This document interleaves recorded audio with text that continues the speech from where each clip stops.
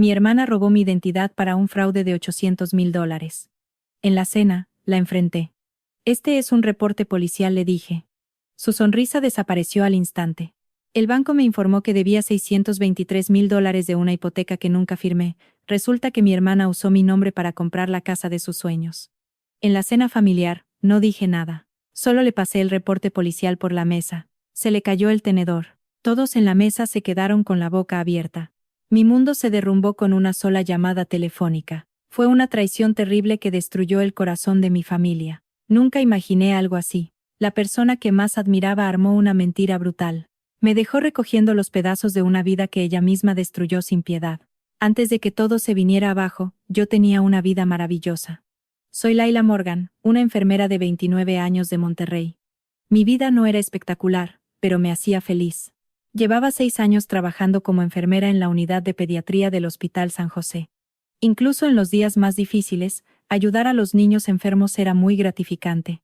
Mis compañeros de trabajo eran como mi familia. Me había ganado la reputación de ser alguien confiable y cariñosa. Mi pequeño y acogedor departamento en el barrio antiguo era mi refugio.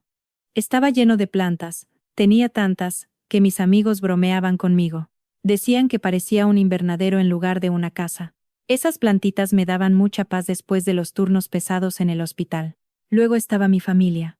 Mis padres, Víctor y Elena, nos criaron a mi hermana Serafina y a mí en la misma casa de los suburbios. Eran excelentes personas. Muy honestos, trabajadores y dedicados. Serafina es 3 años mayor que yo. Siempre fue la más segura de sí misma, era la exitosa, la que hacía amigos con facilidad. Yo era la callada y estudiosa. Encontré mi propia voz hasta que terminé la universidad, pero nunca hubo ningún resentimiento. Al menos, yo nunca lo noté. Estaba muy orgullosa de sus logros. Ya de adultas, seguíamos siendo muy unidas.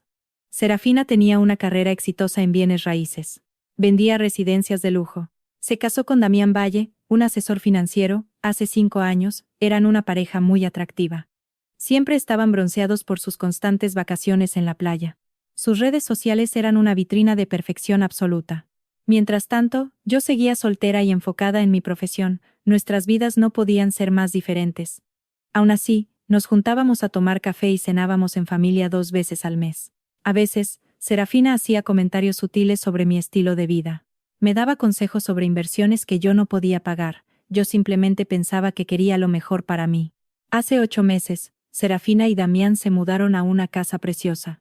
Estaba en San Pedro Garza García, una de las zonas más exclusivas de la ciudad.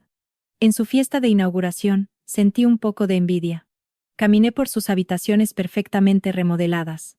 Tenían electrodomésticos de lujo y vistas panorámicas. Algún día tú también tendrás esto, hermanita, me dijo, tocándome el hombro. Solo tienes que apuntar más alto. El día que todo cambió empezó como cualquier otro martes. Mi teléfono vibró mientras ayudaba a Noé, un niño de 7 años, a cambiar sus vendajes. Normalmente no contesto el teléfono cuando atiendo pacientes, pero estaba esperando noticias sobre mi vecino anciano. Salí al pasillo. Bueno, habla Laila, dije. Señorita Morgan, soy Marcos Herrera de BBVA. La llamo por los pagos atrasados de su hipoteca. Le hemos enviado varias cartas. Me temo que si no resolvemos esto pronto, tendremos que iniciar un proceso de embargo. Sentí que el estómago se me revolvía. Disculpe, debe haber un error, respondí. Yo no tengo ninguna hipoteca. Yo rento mi departamento. Su voz se volvió un poco arrogante. Señorita Morgan, nuestros registros muestran otra cosa. Usted sacó una hipoteca de $623,000 en enero. Es para una residencia en la Avenida de las Calzadas. Usted pagó los primeros 3 meses. Pero no hemos recibido nada desde abril. Avenida de las Calzadas. Eso me sonaba muy familiar. Era la calle de Serafina. Esto es un error, repetí, levantando un poco la voz. Nunca he comprado una propiedad, mi crédito ni siquiera es tan bueno para una hipoteca de ese tamaño. Soy enfermera, no cirujana. La solicitud muestra ingresos anuales de $192,000. Y un puntaje de crédito excelente al momento de la solicitud. Tenemos todos los documentos, señorita Morgan, incluyendo su firma en varios formularios. Tal vez podría venir a la sucursal para revisar los papeles. La conversación terminó de forma fría. Regresé a la habitación de Noé en piloto automático. Mi mente iba a 1000 por hora. Había un error administrativo. Robo de identidad. ¿Y qué pasaba con la dirección? Eso no podía ser una coincidencia. En el banco, Oscar Cantú, el gerente, sacó una carpeta. Con cada documento que me mostraba, el estómago se me encogía más. Ahí estaba la solicitud del préstamo y la verificación de ingresos. También la autorización para revisar mi buró de crédito y los papeles de cierre. Todos tenían algo que parecía ser mi firma, y ahí estaba, en blanco y negro, la dirección de la propiedad era la nueva casa de Serafina. ¿Puedo tener copias de todo esto?, pregunté con voz ausente.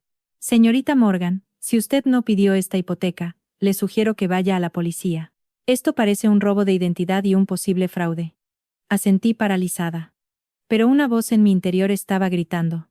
No era cualquier robo de identidad. Mi hermana, mi propia hermana, había robado mi identidad. Lo hizo para comprar la casa de sus sueños. Los días siguientes fueron un torbellino de miedo y confusión. Me puse a investigar a fondo. Me reporté enferma en el trabajo por primera vez en 2 años. No podía concentrarme, mientras mi vida personal se desmoronaba. Mi departamento siempre había sido mi refugio. De pronto, se sentía como una jaula, caminaba de un lado a otro sin parar. Pasaba del enojo a la confusión en un instante. Podría haber otra explicación, tal vez Serafina cometió un terrible error administrativo, pero al revisar las copias de los documentos, mis esperanzas desaparecieron. Esto fue intencional. Alguien falsificó mi firma con mucho cuidado en varios documentos. Alguien dio mi número de seguro social, mi fecha de nacimiento y mi historial laboral, alguien que me conoce muy bien. Mi primera llamada fue a la agencia de buró de crédito. El chico de servicio al cliente parecía aburrido. Pero cuando le expliqué el problema, su tono cambió a uno de lástima profesional. Déjeme revisar su reporte de crédito, señorita Morgan. Escuché el teclado y luego una pausa. Hay varias cuentas aquí. Parece que se abrieron en el último año. La hipoteca es la más grande. Pero también hay un crédito sobre la casa por $150,000. Hay 3 tarjetas de crédito con límites de entre $20,000 y $30,000 cada una. Y un préstamo personal por $45,000. Sentí que me desmayaba. Todas son fraudulentas, le dije. Yo no abrí ninguna. Al final del día, ya había contactado a las principales agencias de crédito. Presenté alertas de fraude. Descubrí que mi excelente puntaje de crédito se había ido al piso. Bajó muchísimo por culpa de los pagos atrasados de la hipoteca y por las tarjetas de crédito al tope que yo ni siquiera conocía. A la mañana siguiente, me reuní con Fiona, una asesora financiera. Esto es un robo de identidad, sin duda, me confirmó. Y debo decir que está muy bien hecho. Quien hizo esto sabía exactamente qué información pedían para pasar los controles. Fue mi hermana, dije. Era la primera vez que hacía la acusación en voz alta. La casa es suya, ella vive ahí en este momento. La expresión de Fiona pasó de preocupación profesional a un asombro total. Eso complica mucho las cosas. El fraude familiar es muy común, por desgracia. Pero presenta retos únicos, tanto legales como emocionales. ¿Qué debo hacer?, pregunté.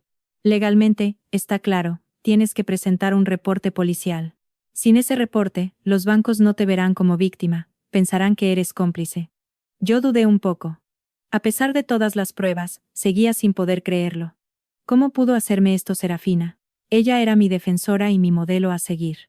Antes de ir a la policía, decidí buscar más información, contraté a un perito en caligrafía para que verificara las firmas falsas. Después, empecé a investigar las finanzas de Serafina. A través de redes sociales y pláticas casuales, vi patrones alarmantes. A pesar de que parecían tener mucho dinero, Serafina y Damián tenían problemas económicos. Llevaban al menos 2 años así. Sin embargo, su estilo de vida no había cambiado para nada. Al contrario, se habían vuelto más presumidos. Mi amiga Marisa, que trabaja en una agencia de autos de lujo, me dio la prueba más clara. Probablemente no debería contarte esto, me dijo Marisa mientras tomábamos un café. Pero cuando revisaron su crédito para el financiamiento, era un desastre. Damián terminó pagando en efectivo, pero los escuché discutiendo sobre eso en el estacionamiento. Él dijo algo como, no podemos seguir haciendo esto, lo de la casa ya fue un gran riesgo. Además, noté que abrieron muchas cuentas de crédito a mi nombre, todas estaban vinculadas a estados de cuenta en línea. Usaban una pequeña variación de mi correo electrónico, usaron Laila, morgan883@gmail.com, en lugar de mi correo real. Es un detalle fácil de pasar por alto en la verificación. Pero definitivamente estaba muy bien planeado.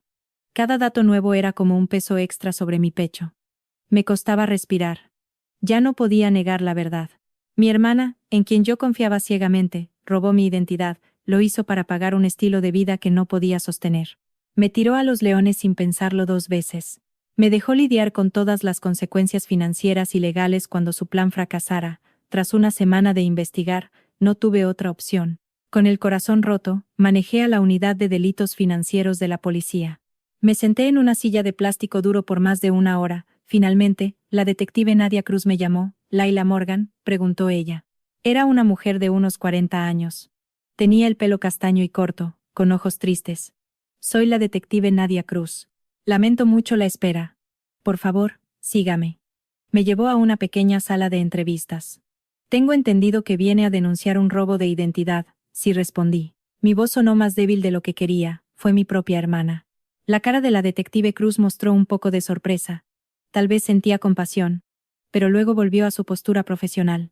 «Ya veo. Lamentablemente, eso es más común de lo que cree. Cuéntemelo todo desde el principio». Pasé las siguientes 2 horas explicándole toda la historia. Le conté de la llamada del banco y de la hipoteca que nunca pedí, también sobre las tarjetas y los préstamos a mi nombre. Y como la casa donde vivía mi hermana se compró con mi identidad robada. «Señorita Morgan, quiero ser clara con usted», me dijo. «Al presentar este reporte, iniciaremos una investigación completa. Si las pruebas apoyan lo que dice, su hermana enfrentará cargos penales graves. El robo de identidad y el fraude hipotecario son delitos mayores, podría ir a la cárcel». «¿Está preparada para eso?». La pregunta me golpeó con fuerza. ¿Estaba lista para enviar a Serafina a prisión? ¿Lista para destruir su vida, su matrimonio y su carrera? Recordé nuestra infancia, me enseñó a andar en bicicleta, me ayudaba con la tarea y me defendía de los abusones. Pensé en nuestros padres. Sabía que estarían devastados. Pero luego recordé mi crédito arruinado. Recordé la deuda de $623,000 a mi nombre. Y esa traición profunda a mi confianza que aún no lograba asimilar, si dije finalmente: «Necesito protegerme. Si ella enfrenta consecuencias por lo que hizo, es su responsabilidad, no la mía». La detective Cruz asintió con la cabeza. «Sé que esto es muy difícil. Llevaremos la investigación con cuidado. Pero no le puedo garantizar que será un secreto, sobre todo si se presentan cargos. Estos casos se vuelven públicos». Al firmar el reporte, con mi firma real y no la falsificada, sentí algo raro. Era una mezcla de alivio y pánico. La maquinaria de la justicia ya estaba en marcha. No podría detenerla aunque quisiera. 2 días después, la detective Cruz me llamó para ponerme al tanto. «Confirmamos sus sospechas, señorita Morgan. La solicitud de hipoteca se hizo en línea con su información personal, pero la dirección IP nos lleva a la antigua casa de su hermana.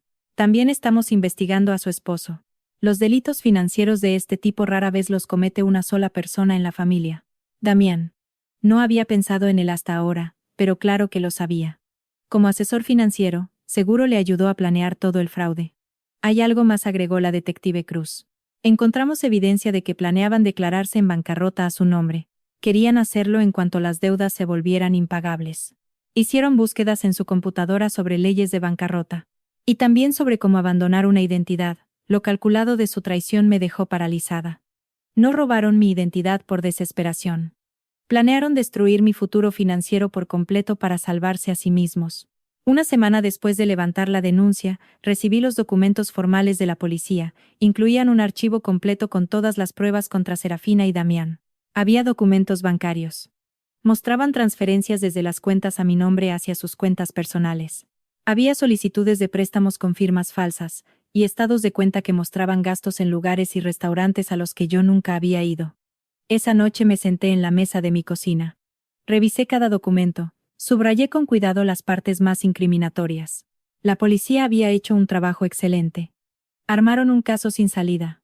Según la detective Cruz, la fiscalía estaba lista para presentar los cargos. Al día siguiente era nuestra cena familiar quincenal. Serafina iba a estar ahí. Seguro seguía pensando que su plan había funcionado a la perfección. No sabía que yo había recibido el aviso de embargo. No tenía idea de que pasé semanas investigándola. No sabía del reporte policial. Ese reporte estaba en un sobre en mi cocina. Mientras me preparaba para dormir, mi teléfono vibró. Era un mensaje de mi mamá. «Qué ganas de ver a mis niñas mañana. Haré su lasaña favorita. Las amo a las dos». Esa normalidad tan casual rompió algo dentro de mí. Lloré por primera vez desde que empezó esta pesadilla. No solo lloré por mí. Lloré por mis padres, cuyo mundo estaba a punto de derrumbarse. Pasé casi 1 hora decidiendo qué ponerme para la cena. Se sentía como un momento muy importante. Elegí un vestido azul marino y sencillo, me veía profesional y seria, muy diferente a mi ropa casual de siempre. Esta no era una cena cualquiera. Me maquillé con mucho cuidado. Estaba decidida a que Serafina no notara cuánto me había lastimado. No le iba a dar esa satisfacción. Mientras manejaba a casa de mis padres, los recuerdos bonitos inundaron mi mente, recordé cenas familiares mucho más felices. Esta noche sería la última de esas cenas, al menos, la última como yo las conocía. Después de esta noche, nada volvería a ser igual. Me estacioné a una cuadra, y me tomé un momento para tranquilizarme. Al acercarme a la casa, vi la camioneta de Serafina, era una Range Rover blanca estacionada en la entrada. Eso también era una mentira, la habría comprado usando un crédito falso a mi nombre. El delicioso aroma de la lasaña de mamá me dio la bienvenida, pensé en dar media vuelta e irme a casa. Podía fingir que estaba enferma.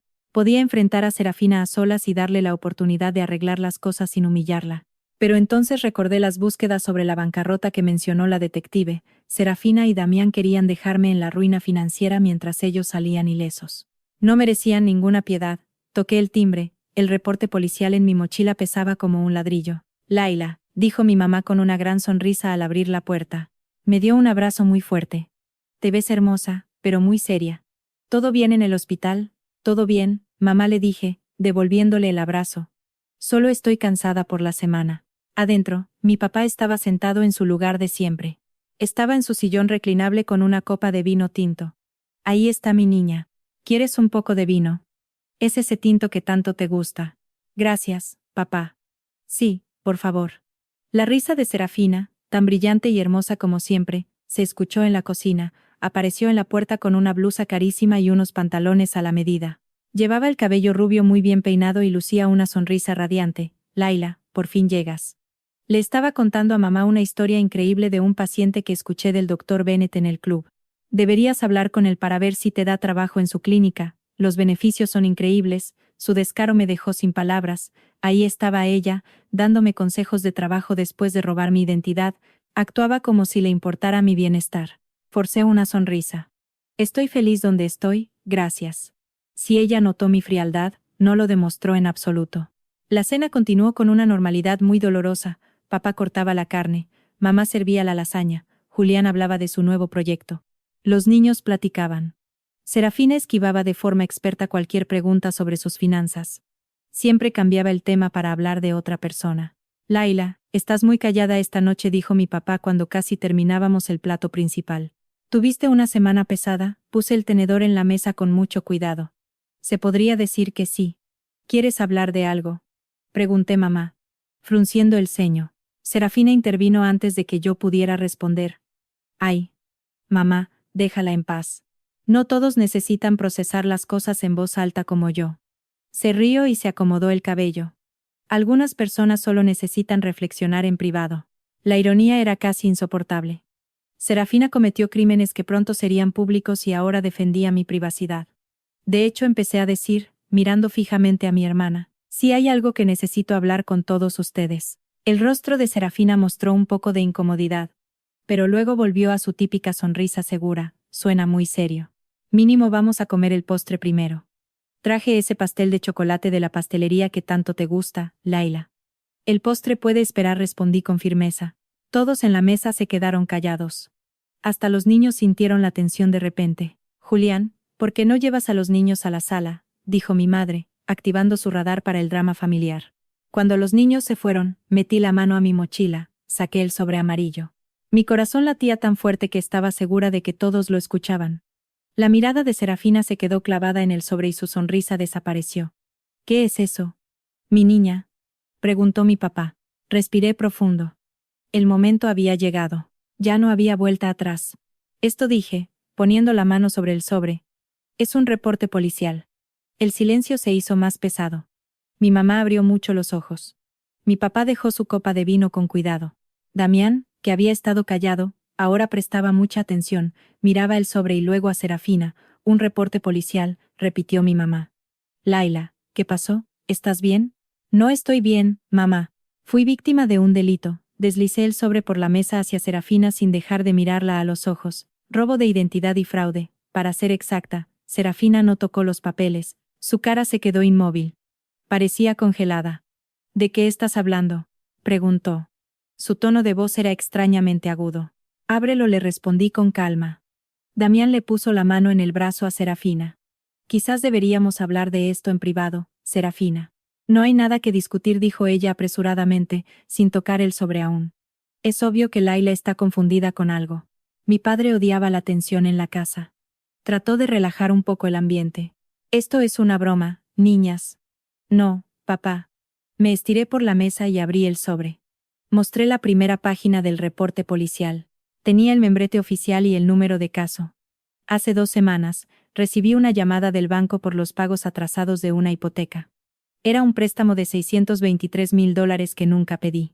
Es de una casa que nunca he comprado en el 4872 de la Avenida de las Calzadas. Mi madre dio un pequeño grito ahogado, pero esa es la dirección de Serafina y Damián. Yo terminé la frase por ella.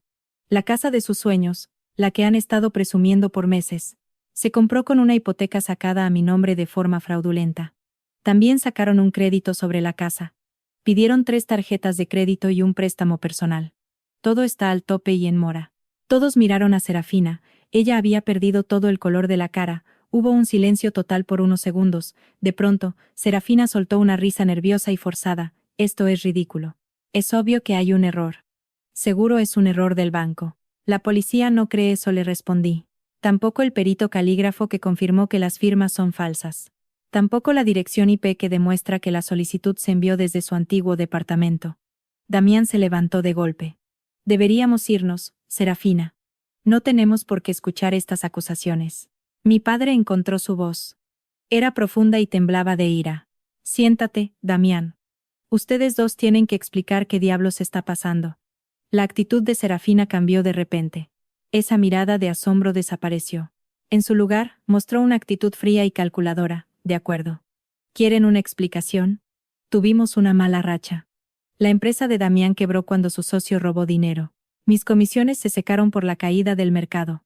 Estábamos a punto de perder todo lo que habíamos logrado. ¿Y entonces decidieron robar mi identidad?, pregunté incrédula. Endeudarme con más de $800,000 sin que yo supiera nada, se suponía que era temporal, dijo Serafina, levantando la voz. Una vez que el mercado se recuperara, una vez que Damián consiguiera nuevos clientes, íbamos a refinanciar todo a nuestro nombre. Eso es mentira, respondí con calma. La policía encontró sus búsquedas sobre cómo declararse en bancarrota a mi nombre. Nunca iban a arreglar esto. Planeaban destruir mi futuro financiero para salvarse ustedes. Mi madre empezó a llorar en silencio. Las mejillas de mi padre se pusieron muy rojas. Serafina, dijo él. Su voz era tan baja que daba miedo. Dime que esto no es cierto. Dime que no le hiciste esto a tu hermana. Parecía que Serafina iba a negarlo de nuevo, pero luego bajó los hombros. Estábamos desesperados. Ustedes no entienden lo que es tener un cierto estilo de vida. Un cierto estatus. Y luego ver cómo todo se te escapa de las manos. La gente esperaba que fuéramos exitosos. Nuestros clientes, amigos, la familia, todos. Yo esperaba que fueras mi hermana, murmuré con la voz quebrada, que me amaras, no que me traicionaras. Damián se volvió contra Serafina en ese instante. Te dije que esto nos iba a explotar en la cara, te dije que debimos buscar otra manera. No había otra manera, gritó Serafina. Por culpa de tus brillantes estrategias de inversión lo perdimos todo. ¿Qué se suponía que iba a hacer? No cometer un fraude grave usando la identidad de tu hermana, respondió Damián. ¿Tienes idea de lo que esto significa? Podemos ir a la cárcel, Serafina. Mis padres miraban esa discusión con total asombro. Entonces mi padre se levantó. Le temblaban las manos. Lárguense. Los dos. Lárguense de mi casa. Papá, por favor, suplicó Serafina. Se le llenaron los ojos de lágrimas. Yo no sabía si esas lágrimas eran sinceras o un truco, tienes que entenderlo. Lo entiendo perfectamente, dijo él, cortándola. Le robaste a tu hermana. Nos mentiste a todos. Estabas dispuesta a destruir la vida de Laila solo para mantener tus apariencias. Ya ni siquiera te reconozco. Mi mamá seguía llorando. Miró a Serafina con el corazón roto. ¿Cómo pudiste hacer esto después de todo lo que te enseñamos? Todo sobre la honestidad, sobre la familia. ¿Qué te pasó, Serafina? No me pasó nada, mamá, respondió Serafina. Volvió a su actitud desafiante. Simplemente me niego a fracasar. A diferencia del resto de la familia, yo tengo ambición, tengo estándares. ¿Crees que yo quería terminar como Laila, viviendo en un departamentito con mis plantas como única compañía? Su crueldad tan casual me dejó helada. ¿Eso es lo que realmente piensas de mi vida? ¿Crees que soy un fracaso porque no tengo una mansión o un auto de lujo? Tú podrías haber tenido más. Gritó Serafina furiosa. Eres lo bastante lista. Pero siempre te conformas con menos. Sinceramente, ni siquiera estabas usando tu buen crédito para nada importante. Damián la agarró del brazo. Basta, Serafina. Nos vamos ya. Se volteó a verme. Su cara era una mezcla de rabia y pánico. Esto no se ha terminado, Laila. No tienes idea de lo que acabas de hacer con ese reporte policial. Sé perfectamente lo que hice, le respondí con mucha calma. Me he protegido de 2 delincuentes. Eso es lo que son ustedes dos. Un par de delincuentes. Y ahora tendrán que enfrentar las consecuencias. Mientras se preparaban para irse, mi madre le gritó a Serafina. ¿La policía te va a arrestar? Serafina se detuvo en la puerta. Por un instante, su escudo se cayó. Vi verdadero terror en sus ojos. No lo sé, mamá. Probablemente. Cuando se fueron, los tres nos quedamos sentados en un silencio total. Mi padre se sirvió otra copa de vino con las manos temblando. Mi madre se secó las lágrimas con una servilleta. De pronto se veía mucho mayor. Debí haberme dado cuenta, dijo finalmente. Tantas compras extravagantes. Esa casa que sabíamos que no podían pagar. Yo solo pensé que eran irresponsables con su dinero, nunca imaginé esto, ninguno de nosotros lo vio venir, le dije, tomando su mano. Nunca imaginé a Serafina capaz de algo así. Ni a un extraño, y mucho menos a mí. Mi papá miró el reporte policial. Seguía abierto sobre la mesa. ¿Qué va a pasar ahora? La fiscalía decidirá si presenta los cargos. Con toda esta evidencia, la detective Cruz cree que es casi seguro. Arrestarán a Serafina y a Damián en el transcurso de la semana. ¿Y las deudas? Preguntó mi padre, con su lado de contador siempre presente, la hipoteca, las tarjetas de crédito. Estoy trabajando con los bancos para limpiar mi nombre. Es un proceso muy largo. Pero el reporte policial ayuda a probar que soy la víctima. No soy cómplice. Aunque mi crédito sigue destrozado, al menos por ahora. Nos quedamos juntos por varias horas esa noche. Reflexionamos sobre el impacto, la traición y nuestro futuro incierto. Mi hermano Julián bajó después de acostar a sus hijos. Platicamos de todo, su incredulidad inicial se convirtió en indignación al saber lo que me hicieron. Declararé contra ella si es necesario, dijo con firmeza, lo que te hizo no tiene perdón. Mientras manejaba a casa esa noche, me sentí vacía. Como si me hubieran arrancado algo muy importante del pecho. Había hecho todo lo posible por protegerme. Pero no sentía ninguna satisfacción. Solo sentía dolor por la hermana que creí conocer. Y por mi familia, que nunca volvería a ser la misma. Los días posteriores a esa cena se sintieron como si fueran la vida de otra persona. Como si yo estuviera actuando en una novela de televisión sin haber hecho el casting. 3 días después de esa discusión, la detective Cruz me llamó. Emitieron órdenes de arresto para Serafina y Damián. Se los llevaron detenidos en su casa. Es decir, mi casa, según esa hipoteca falsa. Los acusaron de múltiples delitos. Robo de identidad, fraude, falsificación y conspiración. Su arresto llegó a las noticias locales. El titular decía, famosa agente de bienes raíces y asesor financiero acusados de fraude por robo de identidad. La víctima resultó ser la propia hermana de Serafina. Afortunadamente, no revelaron mi nombre en el reporte. Sin embargo, cualquiera que conociera a mi familia podía adivinarlo. Mi teléfono no paraba de sonar. Eran mensajes de amigos preocupados, parientes lejanos y hasta excompañeros de escuela. Tuve que apagarlo. No podía soportar esas preguntas tan molestas, aunque fueran con buena intención. Mis padres se aislaron por completo. Estaban en shock y llenos de vergüenza. Papá dejó de ir a sus partidos de golf. No podía darle la cara a sus amigos, que seguro ya habían visto las noticias. Mamá pidió licencia en su trabajo como maestra. Su círculo social, que habían construido durante décadas, de pronto se volvió peligroso. Todos deben estar hablando de nosotros, me dijo mi mamá un día. Ella seguía preguntándose qué había salido mal con Serafina. Tú no hiciste nada malo, le aseguré. Pero una parte de mí se preguntaba lo mismo. ¿Acaso hubo señales de su falta de moral que siempre ignoramos? ¿O cosas que le perdonamos a lo largo de los años? La presión de mi familia para retirar los cargos empezó poco a poco. Pero se hizo más fuerte a medida que la situación de Serafina empeoraba. Ella y Damián salieron bajo fianza. Sin embargo, tuvieron que entregar sus pasaportes. Les congelaron todos sus bienes, incluyendo la casa que el banco intentaba embargar. Cometió un error terrible, me rogó mi madre por teléfono una noche, pero sigue siendo tu hermana. Sigue siendo nuestra hija. ¿No podrías pedirle al fiscal que reduzca los cargos? Tal vez podría tener libertad condicional en lugar de ir a la cárcel. Mamá, ella robó mi identidad. Planeaba declararse en bancarrota a mi nombre. ¿Entiendes lo que eso me hubiera causado? No podría rentar un departamento ni sacar un coche. Tal vez hasta perdería mi trabajo si me pidieran una revisión de seguridad. Ella estaba dispuesta a destruir mi vida. Lo sé, cariño. Lo que hizo no tiene perdón. Pero tiene 2 niños pequeños. Piensa en tus sobrinos. Van a crecer sin su madre. Eso era lo más difícil de todo. Ana y Rubén, de 5 y 7 años, eran totalmente inocentes en todo esto. Yo adoraba a esos niños. Ahora estaban a punto de perder a sus padres por culpa de mi denuncia. Mi determinación se debilitó un poco. Por suerte, Marisa me ayudó a recuperar la razón en una salida que me urgía mucho. Escúchame bien, me dijo, dejando su bebida en la mesa con firmeza. Serafina decidió cometer todos esos crímenes. Decidió hacerte esto a ti, su propia hermana. Ella puso en peligro a sus hijos al meterse en cosas ilegales. Nada de esto es culpa tuya. Ella tiene que enfrentar las consecuencias. No te toca a ti aliviar su castigo. Tus padres están haciendo lo que hace cualquier padre, proteger a su hija. Pero en este caso, están protegiendo a la hija equivocada. Tú eres la víctima, Laila. No dejes que te hagan sentir mal por defenderte. Ella tenía razón, por supuesto. A la semana siguiente me reuní con la fiscal. Le dejé muy claro que no pensaba retirar ni reducir los cargos. Señorita Morgan, quiero felicitarla por su firmeza, me dijo la fiscal.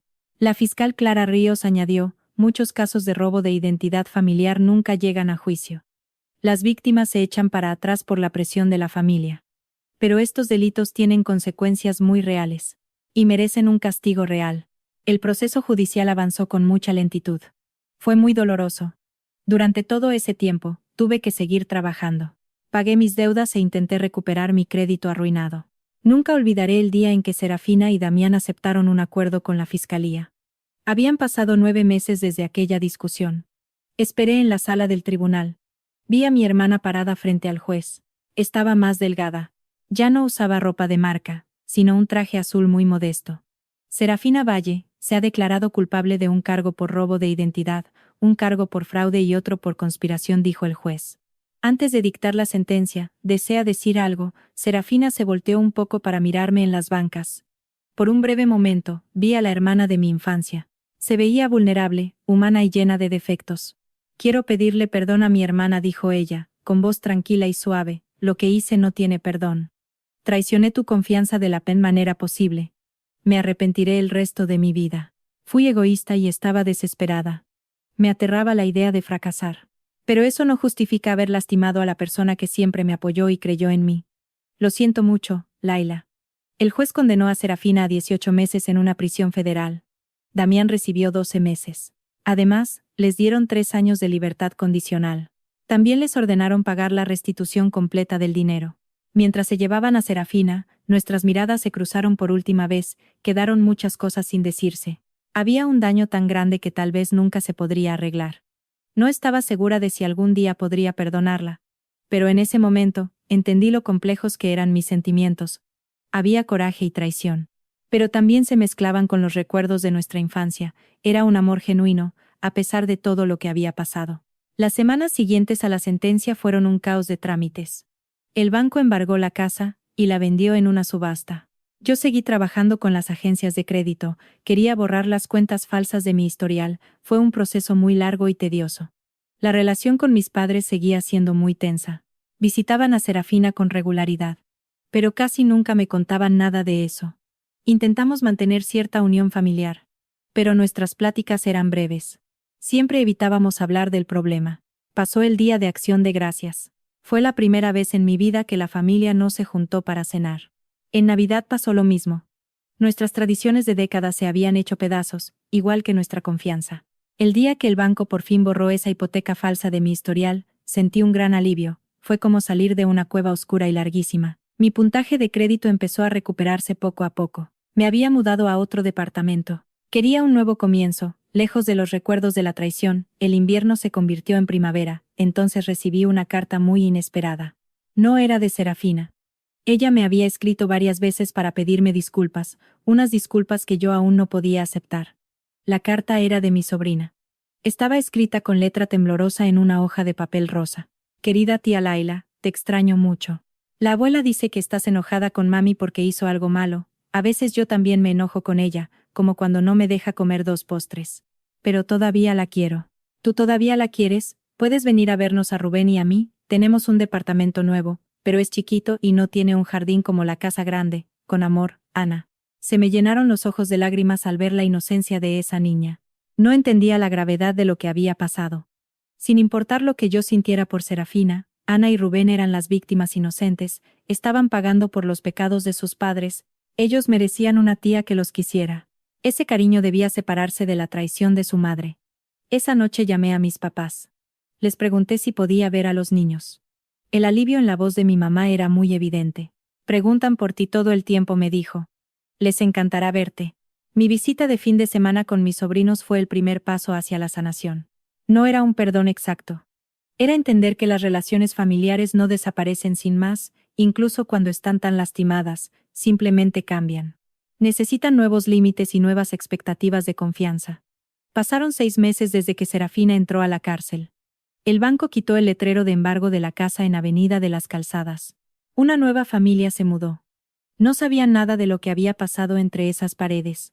Yo pasaba por ahí de vez en cuando y sentía una mezcla rara de emociones. No era ni arrepentimiento ni envidia, era algo mucho más complejo.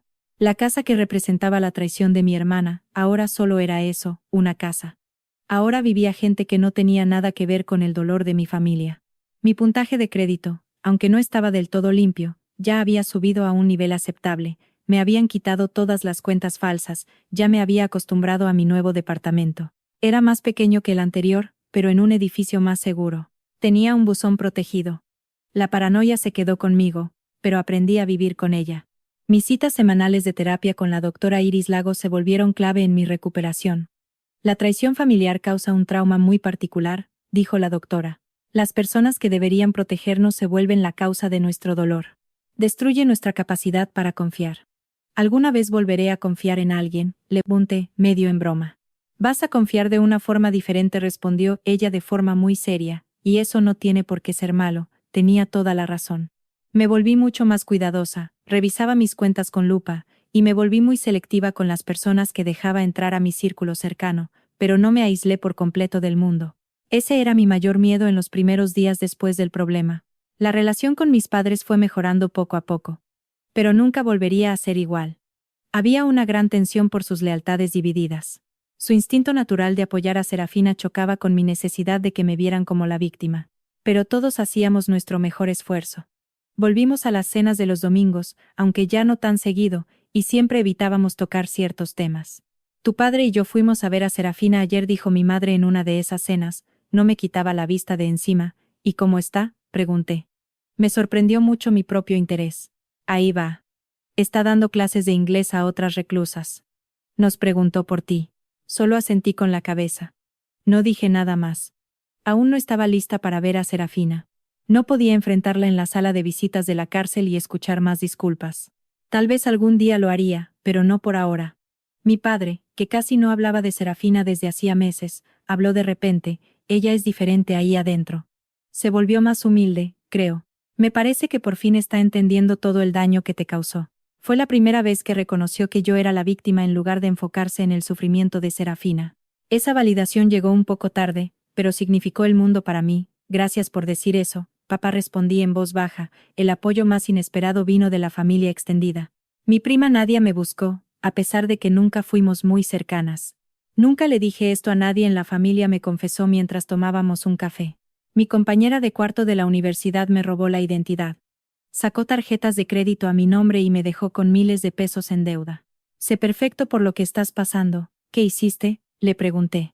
La denuncié, igual que tú. Perdí amigos que pensaban que yo estaba exagerando, pero nunca me he arrepentido.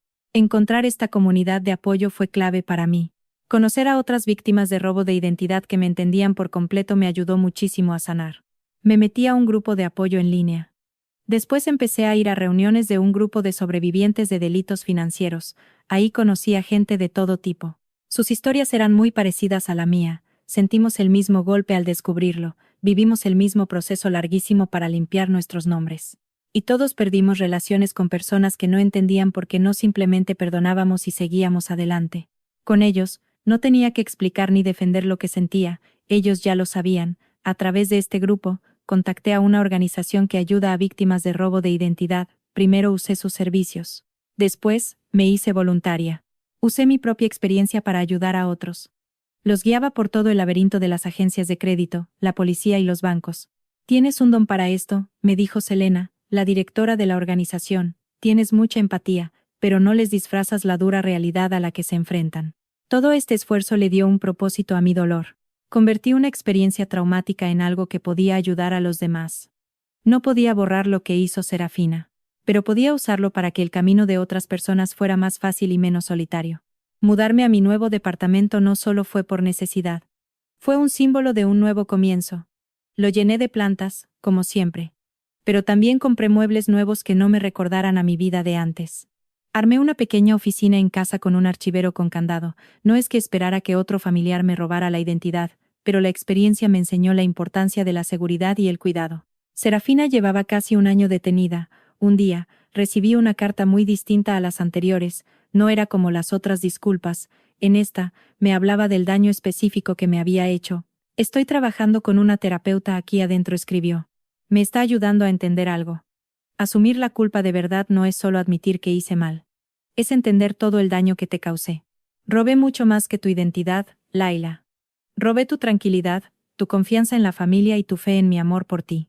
No puedo reparar el daño que hice. Pero quiero que sepas que ahora lo veo con mucha claridad. No te pido que me perdones. Ni siquiera te pido que me respondas. Solo quiero que sepas que por fin entiendo lo que te hice. Viviré con ese peso el resto de mi vida. No respondí de inmediato. Guardé la carta y la leía de vez en cuando. Sus palabras se sentían más sinceras. Eran mucho más profundas que sus primeras disculpas. Por ese tiempo, tomé una decisión que hasta a mí me sorprendió. Usé parte del dinero de la restitución que por fin empezó a llegar. Ese dinero venía de los bienes confiscados de Serafina y Damián. Lo usé para dar el enganche de una pequeña casa. Tenía un patio muy grande, ideal para hacer un gran jardín. La ironía de la situación no se me escapó. El crimen de mi hermana terminó dándome una casa de verdad. Una casa que ella había querido comprar con mi nombre de forma ilegal. El día que firmé los papeles legales de mi hipoteca, sentí una oleada de emociones. Debería haber estado feliz por completo, pero me senté en la oficina del banco a revisar los documentos.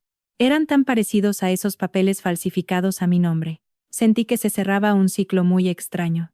¿Todo está en orden, señorita Morgan?, preguntó el oficial de crédito. Sí, respondí, firmando con mi nombre real. Estaba firmando un préstamo que yo elegí para una casa que sí podía pagar. Todo está en orden.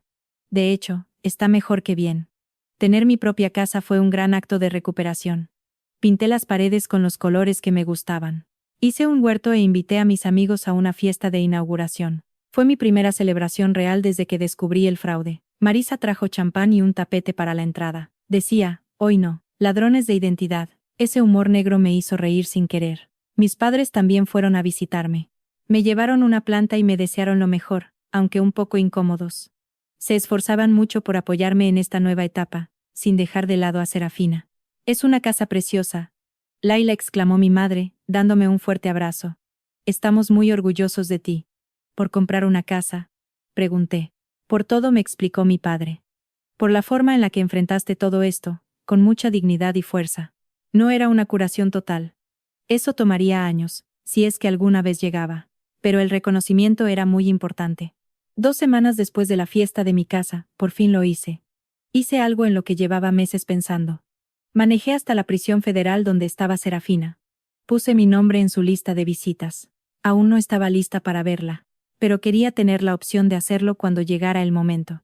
Mientras sigo reconstruyendo mi vida, me he dado cuenta de algo: sanar es un proceso, no un destino final. Algunos días me siento fuerte y con ganas de mirar al futuro. Otros días, la traición se siente reciente y muy dolorosa. A lo largo de mi camino, he aprendido a aceptar ambas cosas. Lo que pasó entre mi hermana y yo es una historia sin un final claro. No hay una solución perfecta. Después de una gran traición, las relaciones familiares nunca vuelven a ser las mismas. Sin embargo, pueden convertirse en algo nuevo, tal vez algo más honesto, con límites claros, con una confianza que se reconstruye con mucha precaución. No sé si Serafina y yo algún día volveremos a ser tan unidas, no sé si podré volver a confiar en ella por completo, pero sé que sobreviví a la peor traición que pueda imaginar. Y salí más fuerte, más sabia y más independiente. Si hay algo que aprendí de todo esto, es el valor de la confianza. Hay que darla con sabiduría, cuidarla mucho y retirarla cuando sea necesario para protegernos. El amor y la confianza no son lo mismo. Yo no lo había entendido hasta hoy. Puedo amar a mi hermana y, al mismo tiempo, saber que rompió mi confianza. La rompió de maneras que quizá nunca sanen. Esta experiencia me enseñó que debe haber límites en la lealtad familiar. Defenderte, aunque signifique ir en contra de quienes quieres, no es egoísta. Es vital para tu vida. Si alguna vez decides perdonar, tiene que ser después de que el otro se haga responsable. El perdón no borra las consecuencias. Sigo escribiendo mi propia historia y aprendiendo a seguir adelante. Pero sé una cosa muy clara, no seré una víctima que sufre en silencio, me niego a sacrificar mi futuro por alguien que no me cuidó, me niego a aceptar la traición como el precio para mantener la paz en la familia. Al negarme a todo eso, encontré mi fuerza. ¿Y qué hay de ustedes? ¿Alguna vez los traicionó a alguien en quien confiaban ciegamente? ¿Cómo lo manejaron? ¿Qué límites tuvieron que poner después? Me encantaría leer sus historias en los comentarios. Si este testimonio te hizo sentir menos solo en tu experiencia, por favor dale me gusta, comparte este video con alguien que pueda estar pasando por lo mismo. Saber que otros han recorrido este mismo camino puede hacer una gran diferencia. Gracias por escuchar mi historia. Recuerden que protegerse a uno mismo no es un acto egoísta. Es muy importante para sobrevivir y para sanar a la larga. Me senté en la oficina del banco a revisar los documentos. Eran idénticos a esos papeles falsificados a mi nombre. Sentí que se cerraba un ciclo muy extraño. «¿Todo está en orden, señorita Morgan?», preguntó el oficial de crédito. Sí, respondí, firmando con mi nombre real. Estaba firmando un préstamo que yo elegí para una casa que sí podía pagar. Todo está en orden. De hecho, está mejor que bien. Tener mi propia casa fue un gran acto de recuperación. Pinté las paredes con los colores que me gustaban, hice un huerto e invité a mis amigos a una fiesta de inauguración. Fue mi primera celebración real desde que descubrí el fraude. Marisa trajo champán y un tapete para la entrada, decía, hoy no, ladrones de identidad. Ese humor negro me hizo reír sin querer. Mis padres también fueron a visitarme. Me llevaron una planta y me desearon lo mejor, aunque un poco incómodos. Se esforzaban mucho por apoyarme en esta nueva etapa, sin dejar de lado a Serafina. «Es una casa preciosa», Laila exclamó mi madre, dándome un fuerte abrazo. «Estamos muy orgullosos de ti». «¿Por comprar una casa?», pregunté. «Por todo», me explicó mi padre. «Por la forma en la que enfrentaste todo esto. Con mucha dignidad y fuerza. No era una curación total, eso tomaría años, si es que alguna vez llegaba. Pero el reconocimiento era muy importante. 2 semanas después de la fiesta de mi casa, por fin lo hice. Hice algo en lo que llevaba meses pensando. Manejé hasta la prisión federal donde estaba Serafina, puse mi nombre en su lista de visitas. Aún no estaba lista para verla, pero quería tener la opción de hacerlo cuando llegara el momento. Mientras sigo reconstruyendo mi vida, me he dado cuenta de algo: sanar es un proceso, no un destino final. Algunos días me siento fuerte y con ganas de mirar al futuro. Otros días, la traición se siente reciente y muy dolorosa. A lo largo de mi camino, he aprendido a aceptar ambas cosas. Lo que pasó entre mi hermana y yo es una historia sin un final claro. No hay una solución perfecta. Después de una gran traición, las relaciones familiares nunca vuelven a ser las mismas. Sin embargo, pueden convertirse en algo nuevo, tal vez algo más honesto, con límites claros. Con una confianza que se reconstruye con mucha precaución. No sé si Serafina y yo algún día volveremos a ser tan unidas. No sé si podré volver a confiar en ella por completo. Pero sé que sobreviví a la peor traición que pueda imaginar, y salí más fuerte, más sabia y más independiente. Si hay algo que aprendí de todo esto, es el valor de la confianza. Hay que darla con sabiduría, cuidarla mucho y retirarla cuando sea necesario para protegernos. El amor y la confianza no son lo mismo. Yo no lo había entendido hasta hoy. Puedo amar a mi hermana y, al mismo tiempo, saber que rompió mi confianza, la rompió de maneras que quizá nunca sanen. Esta experiencia me enseñó que debe haber límites en la lealtad familiar. Defenderte, aunque signifique ir en contra de quienes quieres, no es egoísta. Es vital para tu vida. Si alguna vez decides perdonar, tiene que ser después de que el otro se haga responsable. El perdón no borra las consecuencias. Sigo escribiendo mi propia historia y aprendiendo a seguir adelante, pero sé una cosa muy clara: no seré una víctima que sufre en silencio. Me niego a sacrificar mi futuro por alguien que no me cuidó. Me niego a aceptar la traición como el precio para mantener la paz en la familia. Al negarme a todo eso, encontré mi fuerza. ¿Y qué hay de ustedes? ¿Alguna vez los traicionó alguien en quien confiaban ciegamente? ¿Cómo lo manejaron? ¿Qué límites tuvieron que poner después? Me encantaría leer sus historias en los comentarios. Si este testimonio te hizo sentir menos solo en tu experiencia, por favor dale me gusta, comparte este video con alguien que pueda estar pasando por lo mismo. Compártelo con alguien que esté enfrentando retos similares. Saber que otros han recorrido este mismo camino puede hacer una gran diferencia.